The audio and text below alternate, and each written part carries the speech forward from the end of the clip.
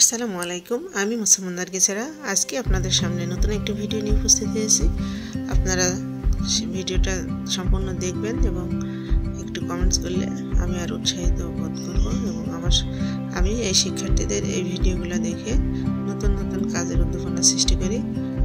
বিশ্বাস রাখি আপনারা সবাই দেখবেন এবং আপনাদের ভালো লাগলে আমি কৃতজ্ঞ থাকবো আপনাদের। আল্লাহ হাফেজ।